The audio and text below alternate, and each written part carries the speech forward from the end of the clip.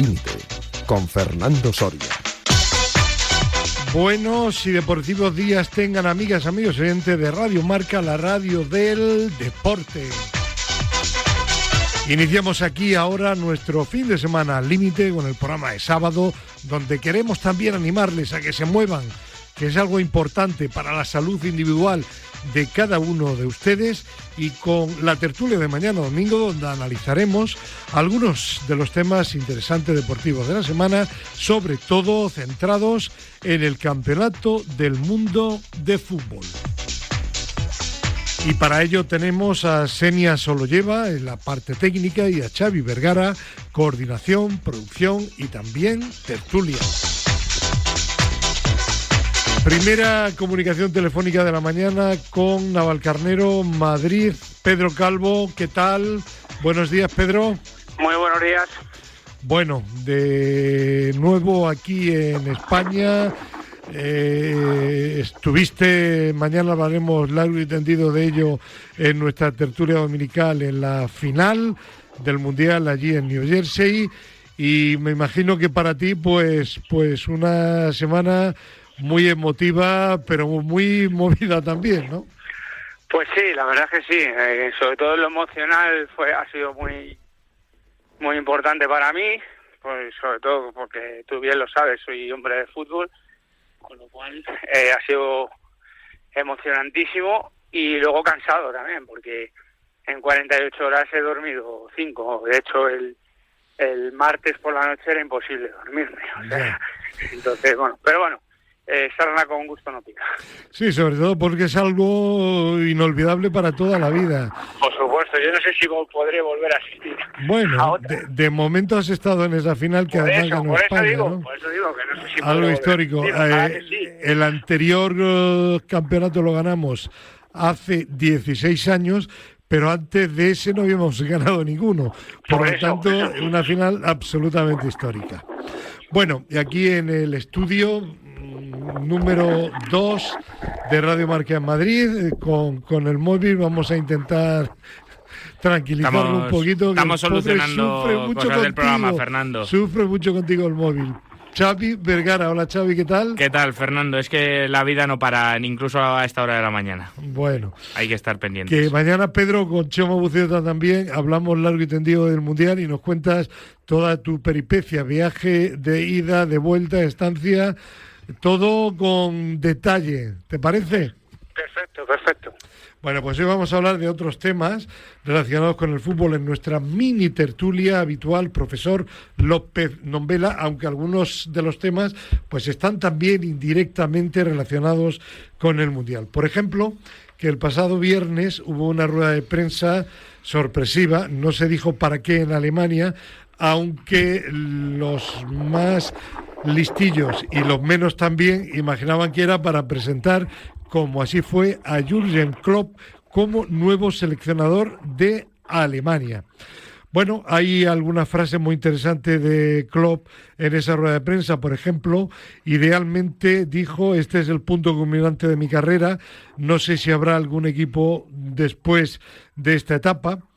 Nunca he sido un entrenador que simplemente llega para poner jugadores a trabajar y se va luego a casa. Me voy a involucrar profundamente en las estructuras del fútbol alemán, con el objetivo de devolver a la selección a la cima del panorama internacional.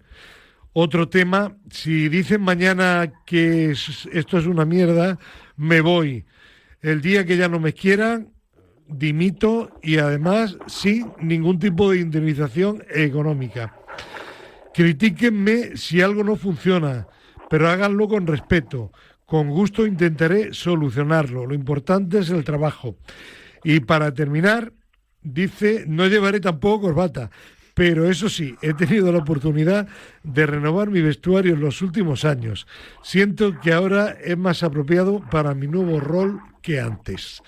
Bueno, pues una rueda de prensa interesante, y yo diría, Pedro y Xavi, que unas declaraciones pues muy interesantes de un personaje del mundo del fútbol que siempre es atractivo, ¿no?, para los aficionados y para los periodistas, ¿no, Pedro? Sí, aparte es serio y figura, ¿no? Entonces, pues dice lo que piensa, que para mí es súper importante, aunque en este mundo de hoy en día no es muy bueno, pero bueno, él ya no tiene que esconderse de nadie y de nada, ¿no? Y bueno, también creo que hizo un comentario de su familia, que si se metían con su familia también lo dejaba o algo así, ¿no? Sí, Como sí, diciendo, sí. os pido respeto para mí, pero también para mi familia, porque ellos no tienen la culpa de nada de lo que pueda pasar, ¿no? Entonces, bueno, pues ese es Jürgen Klopp.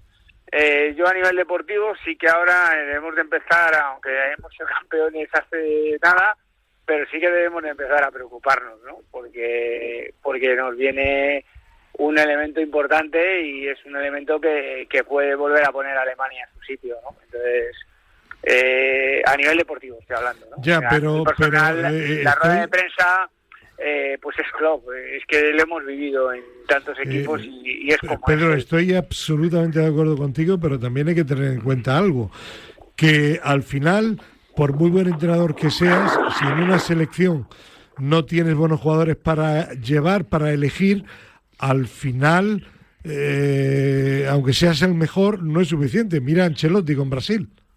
Sí, no, pero sí, eso está claro. Pero yo conociendo lo que conozco de Jürgen Klopp, sí que te diría que él va a buscar lo mejor que haya para su estilo. Y no les extrañé ver a una Alemania como en la época que le hemos visto antaño. O sea, esas selecciones fuertes físicamente, que no jugaban muy bien, pero como decía siempre Lineker, siempre ganaba Alemania, ¿no? Pues un poco así, ¿no? Porque al final, efectivamente, Alemania ahora no tiene tanto talento, pero conociendo a Jürgen, pues lo mismo hace una selección fuerte y dura y muy competitiva. Y eso, al final no podemos criticarlo, por eso también es fútbol. No, al final es un entrenador que, como bien dice Pedro, sabe potenciar muy bien cuáles son sus cualidades más allá de lo que tiene. Entonces yo creo que va a adaptar esa selección alemana. Estoy muy de acuerdo en que hay que empezar a tenerla a que mirar con cierto, digámoslo así, más respeto que el que le podíamos tener en torneos recientes.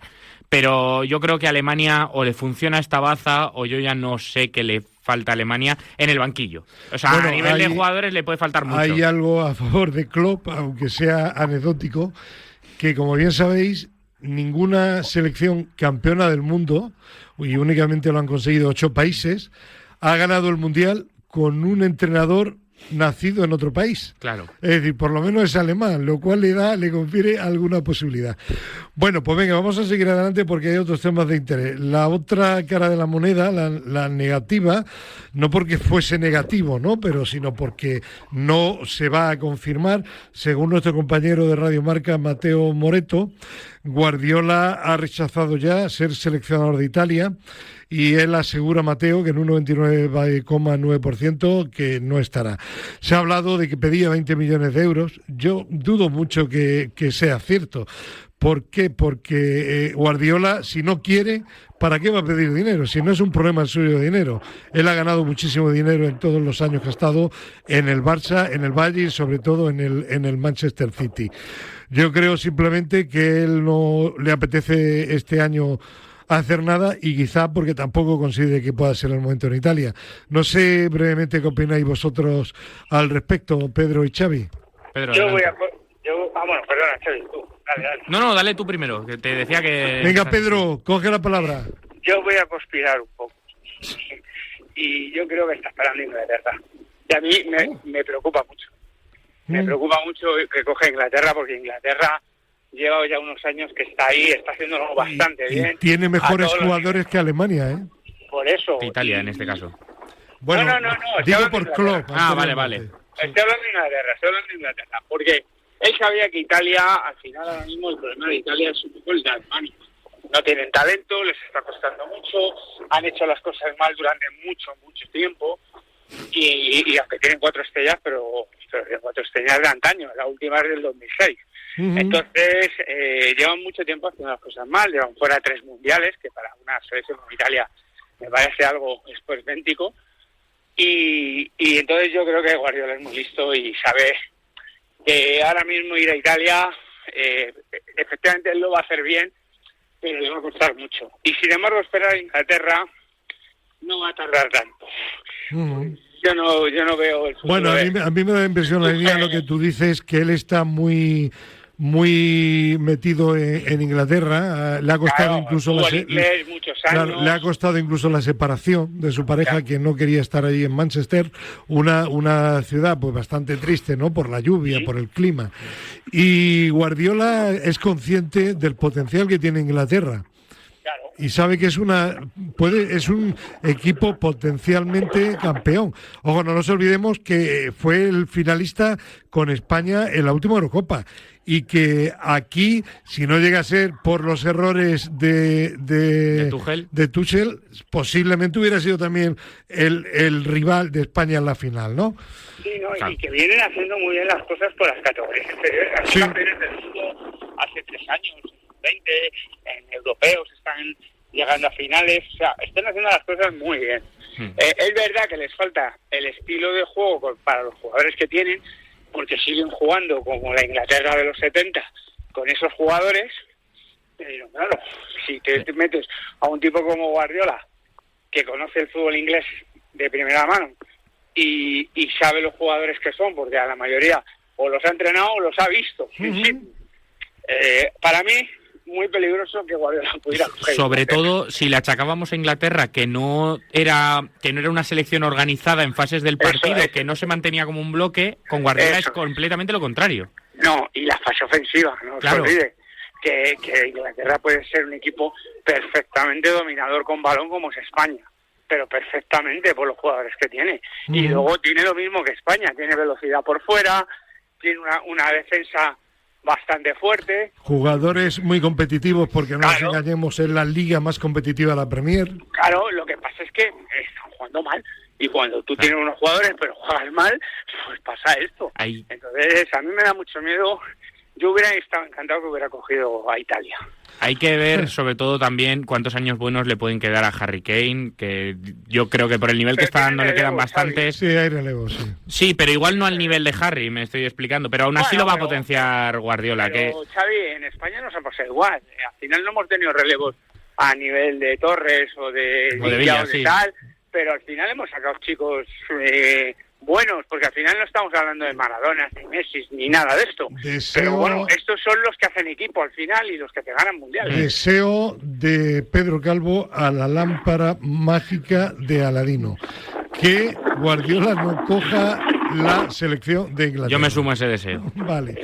Pues venga, vamos a seguir adelante, y como mañana será cuando hablemos ampliamente del Mundial, yo quería hablar con vosotros un poquito de las actualidades, valga la expresión, de la Liga. Muchos equipos están ya entrenando, no con los mundialistas, los españoles, lógicamente, porque la Liga empieza el fin de semana del 15 al 16 de agosto. Incluso creo, Pedro, que el Atlético de Madrid adelanta su partido al viernes, día 14, ¿no? Sí, bueno, esta de las cosas de nuestro amigo Simeone, no sé por qué, pero porque podría tener la posibilidad, pero bueno, sí. Bueno, ya que he mencionado al Atlético de Madrid, Pedro, Xavi, ¿cómo estás viendo los movimientos en el Atlético de Madrid? ¿Terminará yéndose al Arsenal más que al Barcelona Julián Álvarez o no? Yo, sinceramente te lo digo, creo que el Atlético de Madrid está teniendo una postura muy fuerte en este caso, y yo le veo un poco como Griezmann, pidiendo perdón, porque aquí es mucho dinero el que le van a pedir, tanto al Arsenal, aunque no sea, al Barcelona yo creo que no vale. Vamos, tiene que pasar algo. Pedro, intenta acercarte un poquito, no moverte tanto. Perdón, ¿vale? Venga. Perdón, que digo que al Barcelona yo creo que no, a no ser que sea un caso rocambolesco, que traigas a algún jugador, alguna cosa y encima pongan muchísimo dinero. Sí, es un tema personal, yo creo, de Miguel Ángel Y ahora Gil. no se van a echar atrás, después de todo lo que han hecho y de todas las declaraciones, no se pueden echar atrás. Entonces, ¿Arsenal o PSG podría salir? Sí, PSG no está muy interesado, Arsenal sí. Pero al Arsenal, como tiene tanto dinero, los ingleses le van a pedir un montón de dinero. Yo no sé hasta qué punto. ¿Y el resto de fichajes del Atleti? Bueno, pues es que va despacio. Es que Mateo Alemany es muy seguro en esas cosas. Va despacio, pero con buen pie. Ahora también se rumoreaba Rodri, se rumoreaba Ferran. no sé. Bueno, A mí Ferran no me parece un mal movimiento para el Atlético de Madrid. De momento Ferran se ha ido con Marcos Llorente de vacaciones, igual le convence. Y le han sacado un montón de vídeos con los jugadores del Atlético, buena relación con Pubil, esto siempre es lo mismo, es como parece la prensa rosa del fútbol. Ya. Siempre lo sacamos. Yo lo único que sí que me convence es la persona que está detrás, que es Matteo Alemany, que lo ha demostrado en el invierno con los fichajes, y yo creo que lo que haga Matteo Alemany bien estará. Luego otra cosa es lo que saque el entrenador de ellos, ¿no? Pero Vale. Xavi, vamos a hablar ahora del Barça. Aparte de Julián Álvarez, ¿cómo estás viendo los movimientos, lo que ha fichado de momento? Se ha movido de una forma, Fernando, que a mí me ha roto un poco con los esquemas. Sale Lewandowski, que es un 9 puro tradicional. Firmas a Karim Adeyemi, que es un futbolista procedente del Borussia de Dortmund, alemán. Un hombre rapidísimo. Muy veloz, dicen, sí. muy veloz, eso te iba a destacar, que puede jugar por banda y en punta. O sea, es un perfil completamente distinto al de Robert Lewandowski. Luego traes a Gordon, que no me parece un mal movimiento, ¿eh? O sea, a mí considero que es un jugador que te puede aportar mucho en esa banda izquierda, sobre todo con esas salidas que se rumorean posiblemente de Rafinha y de Ferran, pues tienes bien cubierto el puesto. Más allá de que llegue Julián o no, me parece que el Barça necesita igual, en mi opinión, un central. Julián sería el sustituto de Lewandowski, pero si no fichan a Julián, parece claro, Pedro, que tendrán que buscar a un 9, ¿no? Claro, es que Adeyemi no es el titular. Esto es muy importante. Pero al final un 9, es que un 9 estilo Barça es muy complicado. ¿Sí? Porque un 9 estilo Barça no es el 9 al uso, ¿entiendes? Entonces un 9 estilo Barça es irte a mucho dinero, y el Barça, pues, aunque quieran decir que sí que tiene mucho dinero, yo no creo que tenga. No lo tiene. Entonces, salvando Julián Álvarez, es que tampoco lo sé lo que puede haber en el mercado.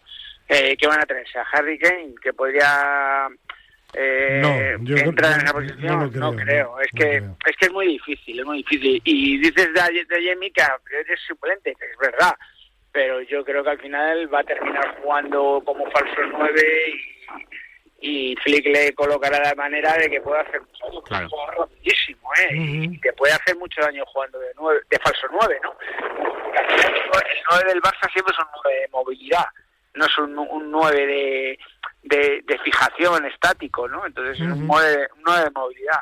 Yo no lo descartaría si no consiguen fichar a Julián, y no hay nada bueno en el mercado. Bueno, y el Real Madrid, mañana hablaremos de Rodri, del Mundial y del Real Madrid, que ha fichado más que Barça y que Atlético, pero que de momento ninguno para el centro del campo. Bueno, también te voy a decir una cosa, con el entrenador que tienen, pues lo mismo no les hace falta. Porque, sí. No, sí, está clarísimo el estilo de juego. Porque si van a presionar, a morder, no van a tener la pelota, va a ser como en la anterior época de robar y correr, pues tampoco necesitas un Rodri, sinceramente te lo digo. O sea, ¿los fichajes que ha hecho hasta ahora te parecen bien, Pedro? Sí, bueno, Dumfries en la banda derecha les va a dar sobre todo mucho en la parcela ofensiva. Luego no es un jugador malo defensivamente, pero sobre todo les va a dar mucho en la parcela ofensiva. Con AT, yo no lo tengo tan claro, ya lo hemos visto. No jugó apenas el Mundial, sí. Por eso, y en el Liverpool a mí tampoco me ha dicho mucho. ¿Y cuál era el otro? No me acuerdo. Cucurella. Cucurella sí. Cucurella les va a dar muchísimo a la banda izquierda. O sea, la banda izquierda que tenían el año pasado era una broma comparado con Cucurella. Sí. Incluso teniendo en cuenta a Cucurella y al otro, Dumfries, el lateral izquierdo que ficharon el año pasado del Benfica. Carreras. Teniendo en cuenta a los dos, perfectamente puede jugar en un momento dado uno de defensa y el otro de medio izquierdo, ¿eh? Ya, no, pero ahí ¿qué vas a quitar a Vinicius? No, hombre, me refiero capaz del Mourinho, en el centro del campo, me refiero, no de extremo. No, pero eso te lo puede hacer Mourinho en un partido muy, muy puntual. Bueno, ten en cuenta que hay muchos partidos de liga menores donde tienes que... Sí. Ya, pero yo creo que Mourinho ahí no se va a meter en ese charco, a no ser que sea algo de... reitero, muy, muy puntual. Sigue faltando un medio, ¿no? Sí. Uno como mínimo. Sí, pero es lo que volvemos a la misma. ¿A qué va a jugar? ¿Va a jugar a tenerla o va a jugar a poner? sinceramente yo lo que considero es que Mourinho ahora mismo va a apostar por lo que tiene, por hacer fuerte con lo que tiene jugadores físicos, que es a lo que él quiere jugar, y en caso de tener un poco más de toque, que se le ha visto un poco en el Mundial Sub-19, creo que van a apostar por Pitart. Esa es mi pedrada un poco personal con Mourinho, que va a apostar por darle más minutos, y a Raguler, obviamente. Y Guller, que creo que ha empezado bastante bien. Sí. Luego tiene a Brahim, Mastoantono, que pensábamos que salía, y ahora dice Mourinho que no. O sea, yo qué sé, no sé. Bueno. Es que tiene muchas opciones Mourinho, pero hay que ver cómo las distribuye en el campo. Eso es. Muy bien, vamos a hablar ahora al hilo de la Liga Española. La Premier Xavi, que se ha preparado un pequeño informe, lleva ya más de 1.500 millones de euros gastados en múltiples fichajes para la próxima temporada.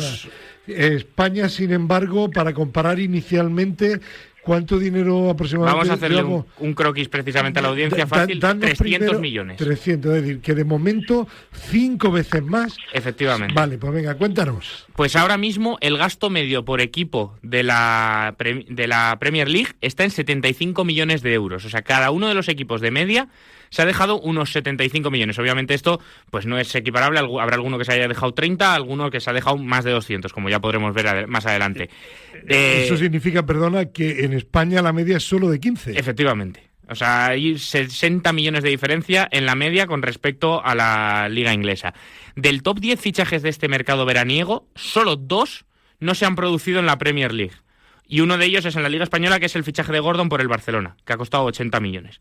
Del top 5 fichajes, está Gordon precisamente en la posición número 5, pero del top 4 al top 1 son todos fichajes de Chelsea, Manchester City y Tottenham, que cuela a 2 ahí, por valor de 200 millones, que son Tonali y Mateus Fernández, procedentes de equipos Premier, que eso es a lo que vamos a hablar ahora mismo, porque... es lo que iba a preguntar. Efectivamente, Pedro, como bien has comentado tú en esta tertulia muchas veces, el dinero se mueve y se queda en Inglaterra.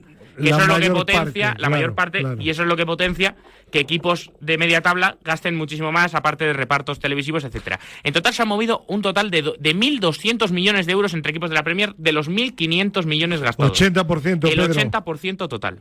Claro, pero al final tiene sentido, porque lo mueven entre ellos, y al final el fair play que hacemos aquí en la Liga es un fair play que al final se ingresan, acapara entre ellos, con lo cual el reparto al final puede ser mayor. Porque Pedro, compran, pero también venden. Claro, y además se queda entre ellos, con lo cual luego a nivel televisivo no les importa que les den más dinero. ¿Por qué? Porque al final lo tienen asimilado entre los propios clubes ingleses, con lo cual tienen asegurado el dinero que se queda allí. Otra cosa es que saliera afuera. Yo creo que si saliera afuera no sería igual, pero por eso pagan 175 millones por el Henderson que juega en el medio campo de Inglaterra, que a mí me parece un jugador normalito. Vale, puede costar 70 millones, 60, claro, porque si luego, Pedro, algún equipo tiene que vender a alguno de los jugadores importantes o semi-importantes, como le sucede al Chelsea, para equilibrar, sabe que le van a dar también un pastón si lo vende a otro equipo inglés. Claro, pero eso es. Sí que es cierto que 2 equipos de Londres son los que más han gastado. El Tottenham, que obviamente después del desastre de temporada tenía que invertir dinero para revertir la situación, que se ha gastado 267 millones de euros en total. Una barbaridad. No sé cuánto habrá costado Tonali, pero Tonali... Te digo la cifra, Pedro, 116 millones. No vale 116 millones. Una locura. Bueno, pero es que la mayoría de lo que se paga en Inglaterra, sobre todo entre ellos, es que no tiene ningún sentido. Acuérdate... Ya, por eso lo digo, pero es que Tonali, de verdad... Fernando, ¿cuánto pagó el Liverpool por el alemán el año pasado? Me parece que Florian Wirtz 150 o 160. 140 o 150 millones. Sí, pero Ver al final es un jugador que no hubieran pagado en Europa 150, pero hubieran pagado 100 millones por él. Es que Tonali, ni la Liga Española pagarían 40 millones por él. No, Tonali. Ni muchísimo menos. O sea, pero eso estamos hablando de que Tonali es un jugador que no ha demostrado tanto en el Newcastle como lo ha podido demostrar Rodri, que hay que comparar factores de edad, etcétera, pero Tonali no ha despuntado con su selección porque no ha llegado al Mundial. No ha despuntado con el equipo. En la Premier ha hecho una temporada más o menos normalita. Pues con toda la regulación en Inglaterra, esto supone valer 116 millones. Bueno, el resto de los equipos que más han gastado, el Chelsea 256 millones y el Manchester City 175. ¿Resto de ligas? El resto de ligas no tenemos el dato, pero son inferiores a la española. Uh-huh. O sea, España se posiciona como la segunda que más ha gastado. Y hay una media de 15, que es un total de 300 millones de euros, y eso que el Madrid se ha gastado y el Atleti la mayor parte. No, pero que otras ligas, ojo, esto no quiere decir que se gasten poco, porque recientemente en la Liga Española ingresó al Sevilla 16 millones por parte del Venecia por Acor Adams, que es un delantero que ya me dirás tú, con perdón, que ha demostrado Acor Adams para valer 16 millones de euros. Pedro, ¿quieres añadir algo más sobre este tema? No, yo creo que lo ha explicado perfectamente Xavi, si es que es así. O sea, son jugadores sobrevalorados, pero porque se mueve el dinero entre ellos. Porque en otras ligas no tendrían estos precios. Muy bien, bueno, pues vamos a dejar aquí hoy la mini tertulia, profesor López Nombela, y mañana hablamos del Mundial. ¿Te parece, Pedro? De acuerdo, un abrazo para todos. Vale, voy a aprovechar mientras que hace la siguiente llamada de teléfono para nuestro próximo personaje, Xavi. Y cierto es, como proclaman algunas personas, que los estadios han estado llenos y que la decisión de pagar esos precios es absolutamente libre. A nadie le obligan a comprar una entrada. Se trata, por supuesto, de un argumento absolutamente respetable. Pero a mí me gustaría ofrecerles algunas otras consideraciones al respecto.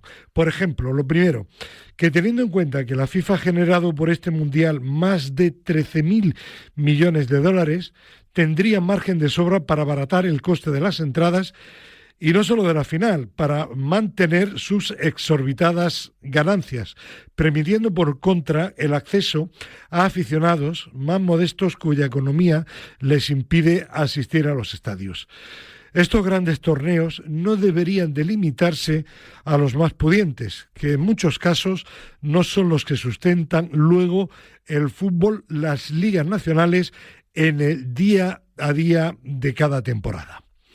En este punto traslado también la responsabilidad a las federaciones deportivas de los 48 equipos que han participado en el Mundial, que se han quejado muchas de ellas, por ejemplo España, públicamente de los precios, pero luego no hacen nada para evitarlo. Y pensamos que bastaría para bajar los precios con que renunciasen a una pequeña cantidad de los muchos millones que han percibido.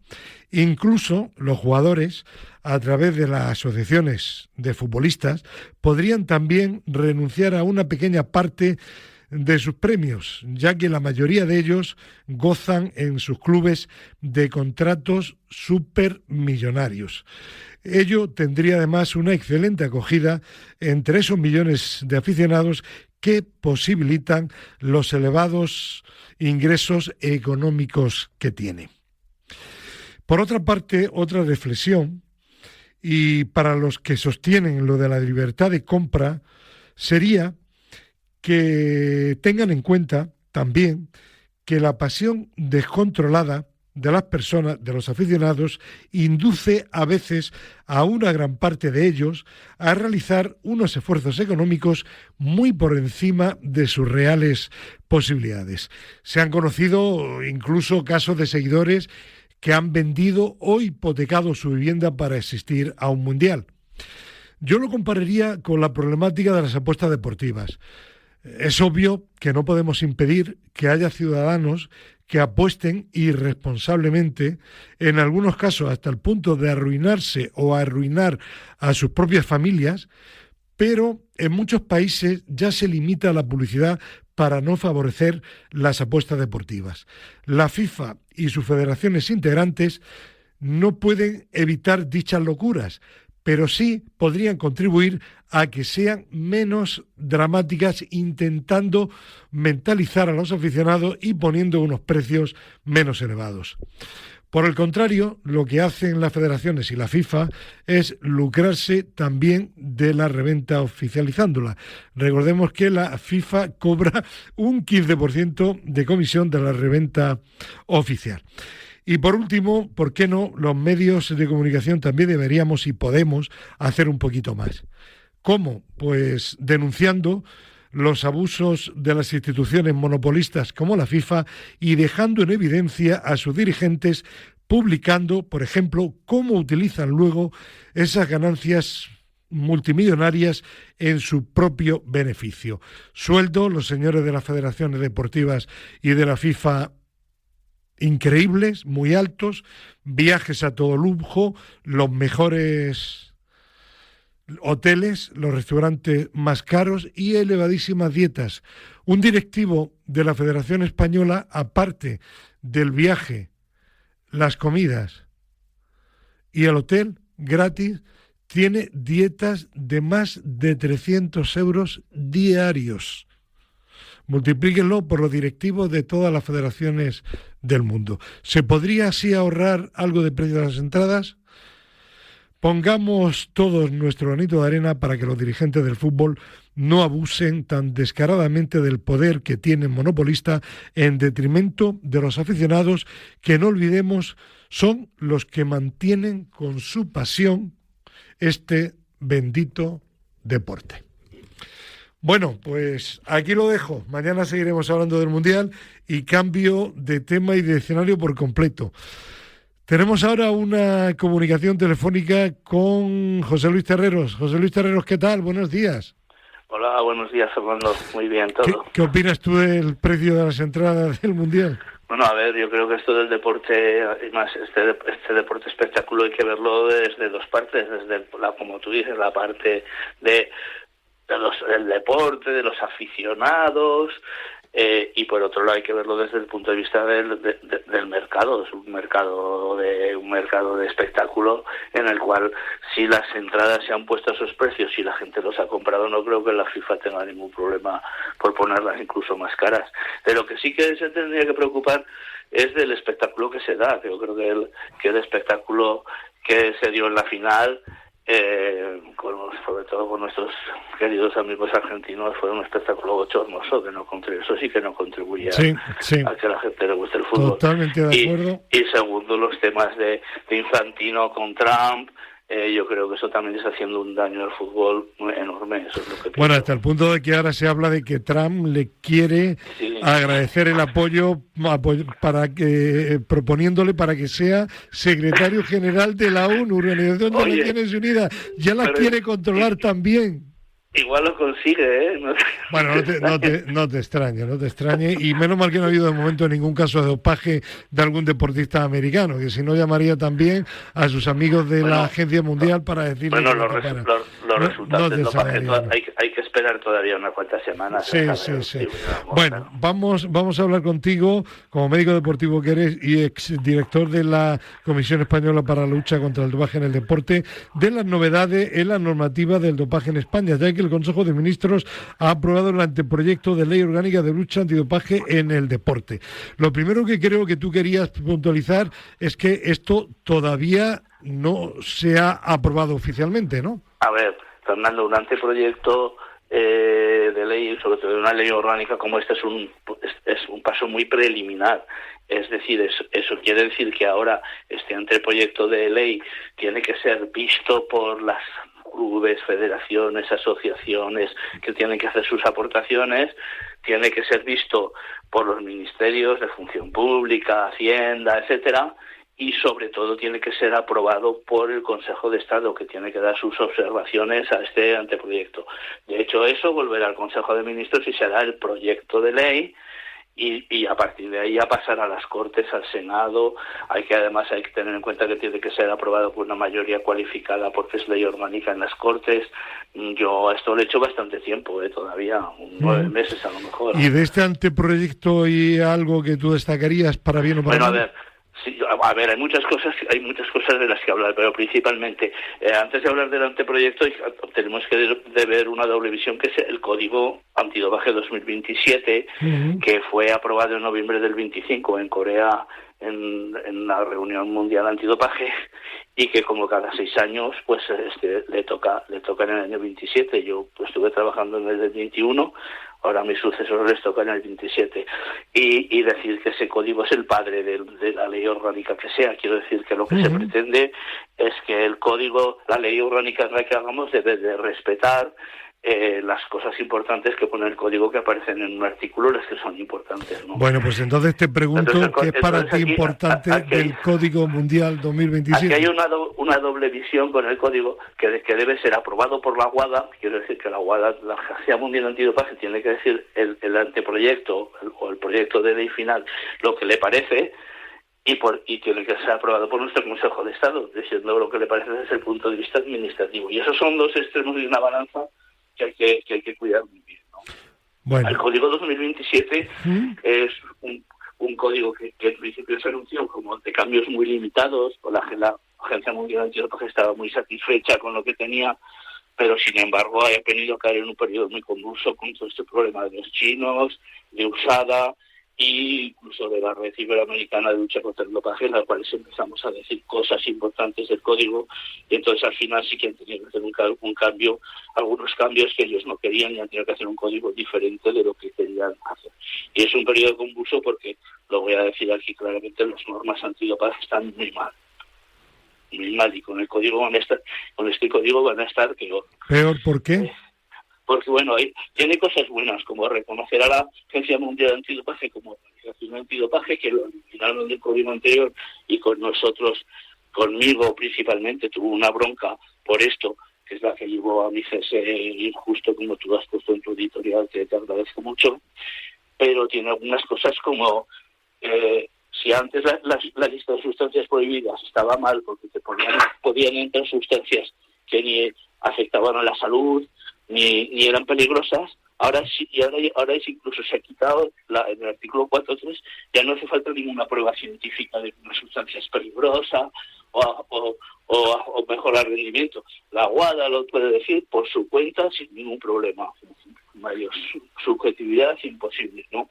Uh-huh. Luego, además, desde el punto de vista del español, incluyen a un experto revisor, que van a convocar 2 plazas, me figuro, muy bien pagadas a nivel mundial, para que haya una persona y un sustituto que examinen aquellos casos en los que parezca que las organizaciones antidopaje no resuelven sus problemas, no resuelven sus casos. Como puede ser los pasaportes biológicos en España, que no se pueden resolver. Entonces este señor será el que diga si eso realmente es un problema que no se puede resolver o alguien está intentando hacer trampa. Y eso desde el punto de vista de países como en España, que va por una ley orgánica y un derecho administrativo, pues es muy difícil que un revisor externo del país, que sea un americano, un inglés o un alemán, nos diga en España lo que tienen que hacer sobre las sanciones, ¿no? Cuando tenemos el contencioso administrativo, etcétera, ¿no? Y luego también insiste mucho en que a los sancionados no se les sancione como hacemos nosotros ahora, con papel y como te sancionan cuando tienes una multa de tráfico, sino que puede haber vistas, es decir, que el deportista se siente ante el Comité Sancionador Antidopaje de la agencia y se haga como un juicio, lo cual desde el punto de vista administrativo es muy difícil que aparezca en España. Claro. Entonces lo que podemos decir de este anteproyecto es que, el anteproyecto a mí me parece que está muy bien, si puede salir así, pero yo creo que la gente que está en la Agencia Mundial Antidopaje, la negociación que he hecho con la Agencia Mundial Antidopaje del anteproyecto, es decir, sí buena a todo lo que les han dicho. Han metido ahí pues todas estas cosas, lo del revisor externo, lo de la audiencia, un montón de cosas que yo creo que luego cuando lleguen pero que esto cuando llega a los ministerios y al Consejo de Estado van a decir, oye, a ver, problemas, sí. Claro, esto incluso aunque pasaran, a la hora de su aplicación son un sancionado, ¿no? Si recurre y tal.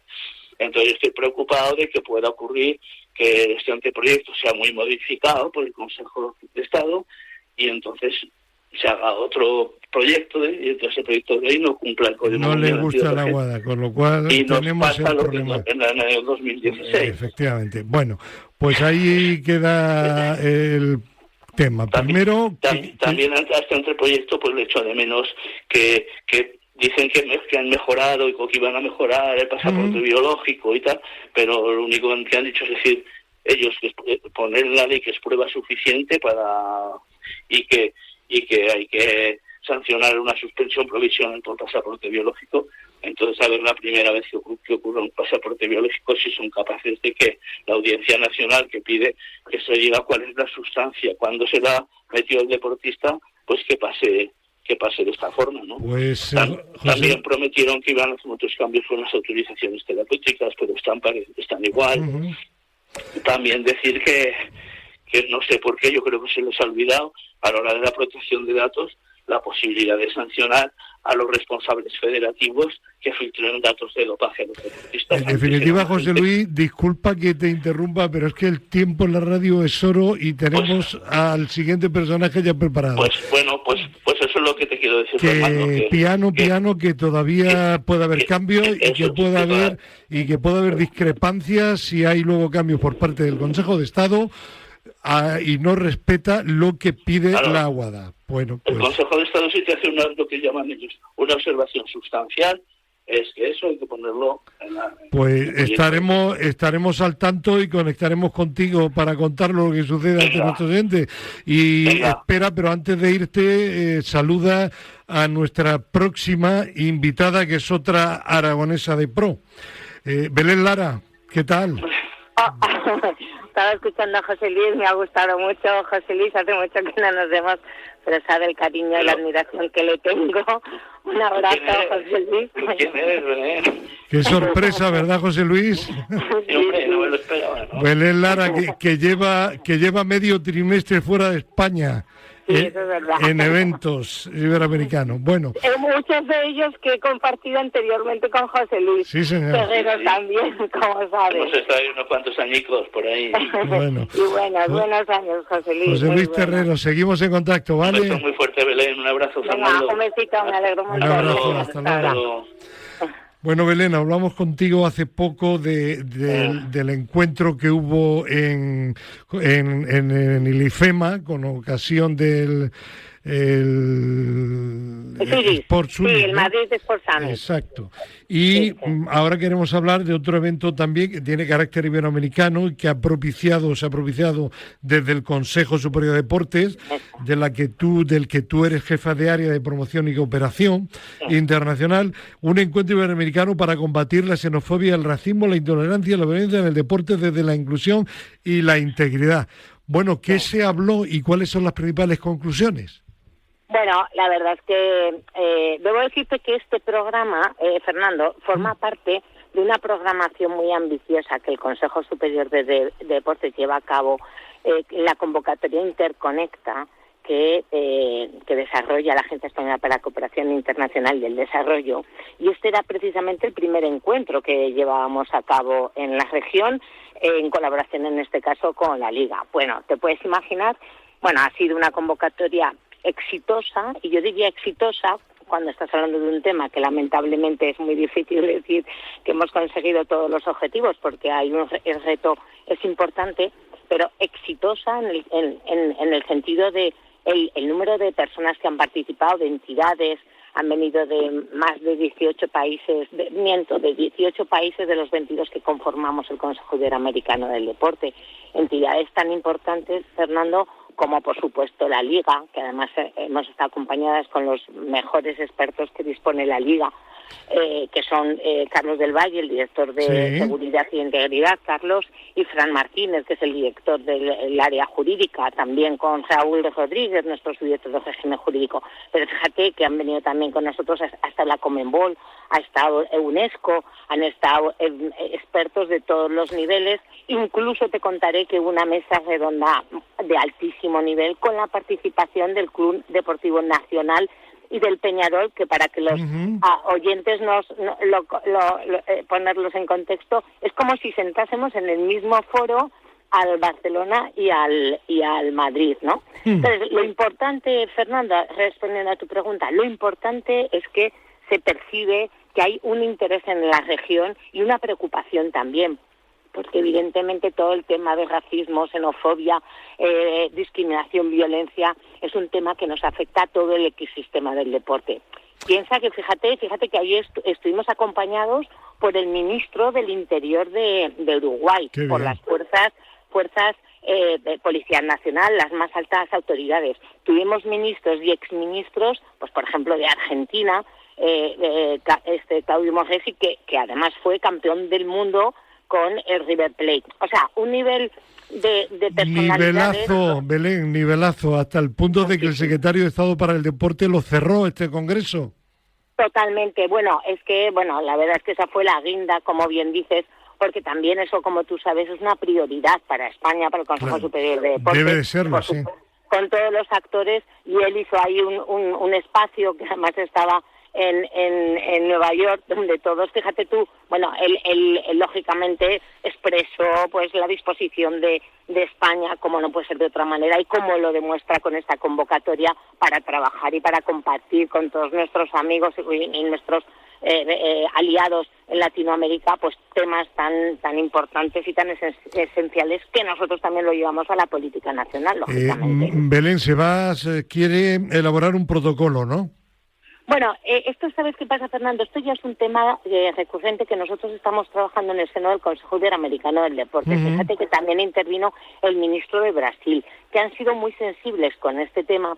Y entonces, digamos que institucionalmente ya estamos trabajando y efectivamente este encuentro fue también, digamos, un hito, porque parte de las conclusiones, todos los participantes convenimos que efectivamente qué bueno sería, cuando estamos hablando de políticas públicas, qué bueno sería que los 22 países nos alineásemos y también actuásemos en consecuencia, dado que este tipo de situaciones tienen que atacarse desde distintos ámbitos de la administración, ¿no? Del ámbito legal, del ámbito jurídico, del ámbito educativo, de tantos. Entonces, evidentemente, la implicación de los gobiernos es absolutamente esencial para hacer una política efectiva. Pues ¿no? Belén Lara, felicidades por esta iniciativa, que estoy seguro que no será la última, y todo lo que sea, pues estrechar lazos entre España, Europa y Latinoamérica, yo creo que es tremendamente positivo, y en el ámbito del deporte todavía más. Por eso...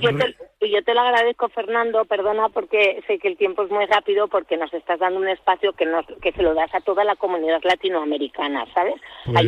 Ayer estuvimos apoyando a nuestros amigos de Argentina, viendo el partido con ellos, y ellos apoyándonos a nosotros cuando jugamos con España y con Francia. La verdad es que te lo agradezco, porque creo que son acciones que tienen un gran impacto y a veces no llegan a los medios de comunicación, y como tú sabes, vosotros tenéis un rol absolutamente esencial. Nosotros estamos con ello, Belén, absolutamente encantados. Que lo dicho, felicidades, un fuerte abrazo y buen fin de semana. Igualmente, muchísimas gracias, Fernando, y buen verano si no nos volvemos a hoy. Igualmente, Belén Lara, gracias. Un abrazo. Bueno, y hablando de verano, imagino que igual en Asturias hace mejor temperatura que en Madrid. Vámonos ahora hasta el Consejo el COLEF Asturias, que es el Colegio Oficial de Licenciado en Ciencias de la Actividad Física. Fran Flórez, ¿qué tal? Buenos días. ¿Qué tal? Buenos días. ¿Cómo estáis? Pues bien, ¿qué tal la temperatura por Asturias? ¿Se nota también el calor o no? Bueno, calor alternamos con tormentas también de vez en cuando, pero pues sí, ahora hay una tregua, una pequeña tregua. Bueno, y una experiencia educativa muy interesante, Asturias sobre ruedas, en palabras asturianas. Cuéntales a nuestros oyentes en qué consiste esta interesante iniciativa. Bueno, pues es un proyecto educativo que combina cicloturismo para adolescentes, para chicos y chicas de la etapa de ESO, bachillerato, que son sobre todo nuestro principal objetivo de trabajo desde la educación física, ¿no? El COLEF Asturias es una corporación de derecho público que agrupa a los educadores y educadoras físico-deportivos en este caso del Principado de Asturias, que pertenecemos al Consejo de COLEFs, que a nivel de España, y hemos hecho una iniciativa que es el BiciCOLEF, un banco de bicis, un proyecto que hemos presentado a la Agenda 2030 del Principado de Asturias, del Gobierno del Principado, y nos han dado una subvención con la que hemos podido comprar bicicletas para suministrar a los centros educativos y además crear este proyecto en verano, ¿no? Una forma de dar a conocer el cicloturismo y de dar visibilidad también a la movilidad saludable y sostenible, que es la movilidad activa, la única que realmente produce salud. Actividad física, educación vial, movilidad sostenible, patrimonio cultural, bueno, pues muchas cosas buenas reunidas, ¿no? Sí, las bicicletas combinadas con el tren es una forma que llamamos intermovilidad, bueno, que se llama intermodalidad,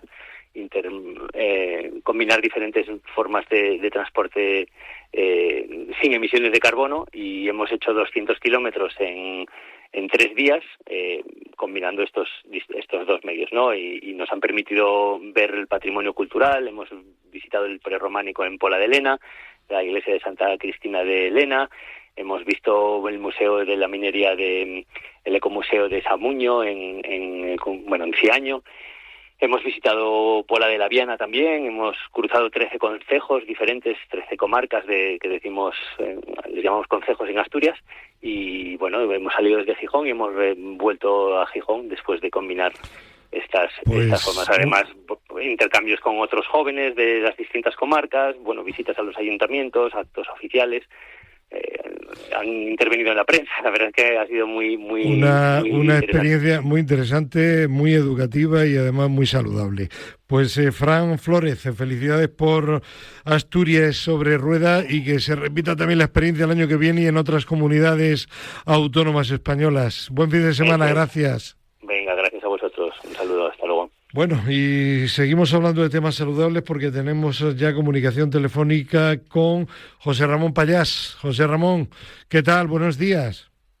Buenos días, Fernando. ¿Qué tal estamos? Coordinador del Grupo de Trabajo de Medicina del Deporte de la Organización Médica Colegial.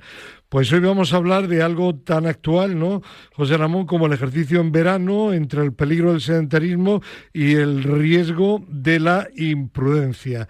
Y una primera pregunta, teniendo en cuenta que estamos en pleno verano, nos encontramos con dos extremos: quienes lo aprovechan para identificar el deporte, intensificar, y quienes se tumban 3 meses en la hamaca y dicen: aquí no hago nada de nada, descansar. Desde la OMC, Organización Médica Colegial, ¿por qué es tan importante evitar tanto el exceso como la inactividad absoluta?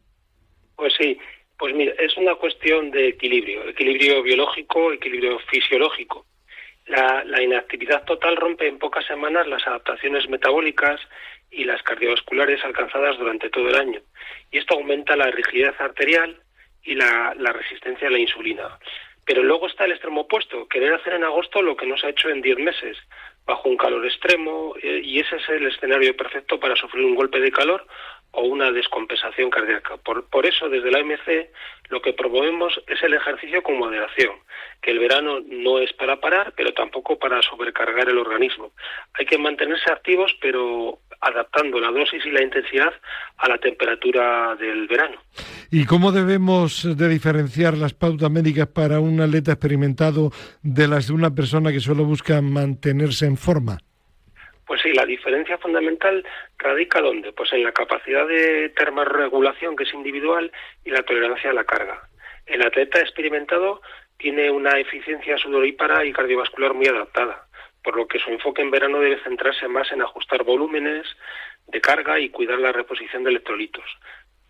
Sin embargo, para la persona que busca salud, el objetivo no es el rendimiento, sino continuar sin riesgo. Hay que huir de las métricas de alta intensidad, hay que priorizar la fuerza con autocargas y actividades aeróbicas ligeras, y entender que para obtener beneficios metabólicos basta pues con una caminata a un ritmo ágil o nadar en las horas frescas sin buscar el agotamiento. ¿Cuáles son los riesgos médicos más graves al entrenar con calor y qué señales deben de hacernos parar de inmediato? Sí, en verano el riesgo principal claramente es el choque térmico y la deshidratación severa. Cuando la temperatura exterior roza la corporal, es decir, a partir de los 37 grados, de ahí arriba el mecanismo del sudor se colapsa y entonces la frecuencia cardíaca se dispara. ¿Para qué? Para intentar enfriar la piel. Y eso reduce el flujo sanguíneo a los órganos vitales, entre ellos el músculo y el corazón. Las señales de alarma tienen que ser pues cuando uno tiene mareo, visión borrosa o dolor de cabeza pulsátil, o de repente deja de sudar con una piel seca y caliente. Si aparecen uno de estos signos, hay que parar inmediatamente, buscar una sombra, enfriar el cuerpo y solicitar atención médica lo más rápidamente posible. Hablemos de horarios y de hidratación. ¿Cuál es el protocolo médico ideal para realizar actividad física en julio y agosto? Pues el protocolo exige, ¿qué exige? Pues una planificación temporal y una planificación hídrica. La regla de oro es entrenar únicamente las franjas de mínima radiación. ¿Cuáles son? Pues a primera hora de mañana, que es lo óptico fisiológicamente, o a última hora de la tarde, evitando, lo que hay que evitar es las horas centrales del día. Y de la hidratación no hay que esperar a tener sed, porque la sed ya es un síntoma de deshidratación. Hay que beber agua antes de salir, pautar pequeños sorbos cada 15-20 minutos durante el ejercicio, y si vamos a correr o la actividad supera la hora y el ambiente es muy húmedo, hay que incorporar bebidas con una concentración adecuada de sodio, o sea, bebidas isotónicas para evitar la hiponatremia. Y como epílogo, José Ramón Pallás, ¿cuál sería el mensaje final de la Organización Médica Colegial para disfrutar de un verano activo pero seguro? Pues mira, el mensaje es moverse, que es muy buena medicina, pero la prudencia es el mejor entrenamiento. No le tengamos miedo al calor, tengamos respeto a la imprudencia.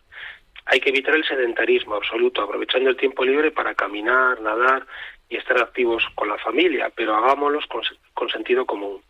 Si es atleta, entonces hay que escuchar a tu cuerpo y reducir la intensidad cuando el termómetro aprieta. Si hay alguna patología crónica o mayor de 45 años y quiere empezar a moverse ahora, acude primero al médico en estos casos, porque la salud y el deporte van siempre de la mano, pero siempre bajo la guía de la evidencia científica médica. Pues tremendamente interesante, y hay que seguir estos consejos, amigas y amigos oyentes de Radio Marca.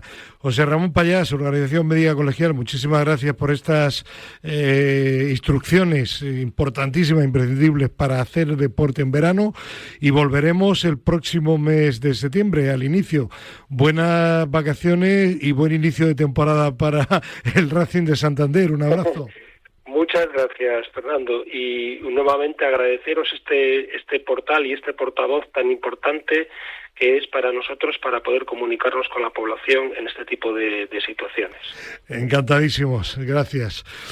Bueno, vamos con Fernando Soria Hernández, España se mueve. Fernando, ¿qué tal? Buenos días. Hola, buenos días. Pues hoy vamos a hablar de nuevo de nuestro programa Deportistas de Teledeporte, que ha emitido su 32º capítulo esta semana, en el que han destacado la historia del atleta paralímpico Dionibel Rodríguez, que es un deportista de la Fundación A la Par, y luego también el reportaje sobre la presentación del proyecto La Sonrisa de Salah. Entre otros contenidos también hemos hablado de la presencia de FEDI en los Virtus European Summer Games, y luego también sobre la gala anual de la Fundación Deporte Alcobendas y el Encuentro Nacional para la Prevención de la Violencia del Deporte. Este programa pone fin a la presente temporada.